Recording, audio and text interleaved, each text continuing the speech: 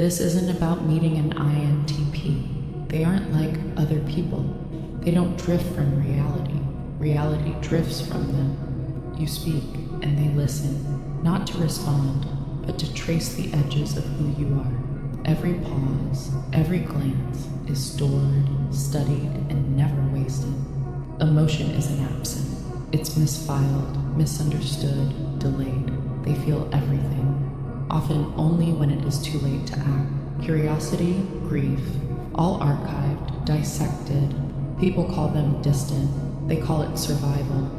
Commitment terrifies them. Life demands answers before they are ready. They theorize, postpone, and live in the margin between what could be and what must be. They want to be seen, but showing themselves risks smudging the map. When they go quiet, don't assume they've left. They'd rather hold 10 lives in thought than ruin one in action. Long after they leave, no one remembers the noise they made. An INTP doesn't pass through your life. They don't just leave echoes. They leave voids you didn't know existed, and they stay.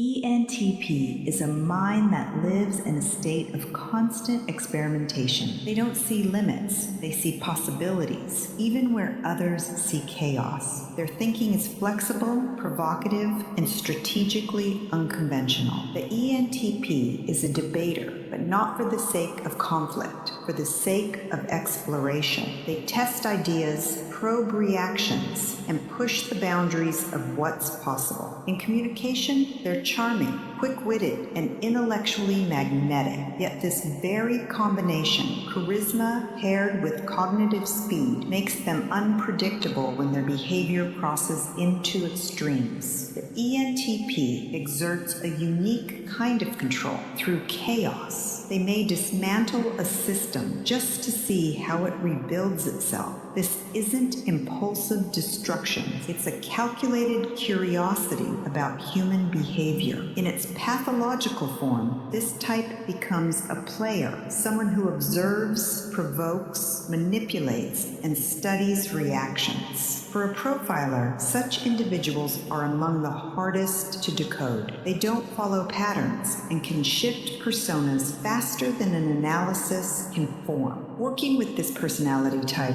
requires understanding that their drive is rarely fueled by anger or revenge. It's by curiosity. They want to see what happens if. Their motivation lies in the experiment, not the outcome, and that's where the danger emerges. When a person stops distinguishing between observation and interference, between exploration and manipulation, their intellect becomes a tool for playing with reality itself. INFJ is the rarest personality type. Speaking in the terms of the popular MBTI typology, INFJs are intuitive feelers, but cognitive neuroscience gives this more depth. Inside the INFJ mind, the medial prefrontal cortex, linked to introspection and social reasoning, often works in tandem with the temporal parietal junction, an area associated with empathy and perspective taking. This cross-activation makes them highly attuned to human behavior patterns, sometimes anticipating emotions before they're expressed. Their default mode network, the brain's internal simulation system, tends to be active even at rest, explaining why INFJs overanalyze social dynamics long after they happen. It's not overthinking, it's continuous pattern modeling at a neurological level. That's also why many INFJs need isolation. The brain demands recovery from high internal stimulation. Follow for daily neural tips and how it works.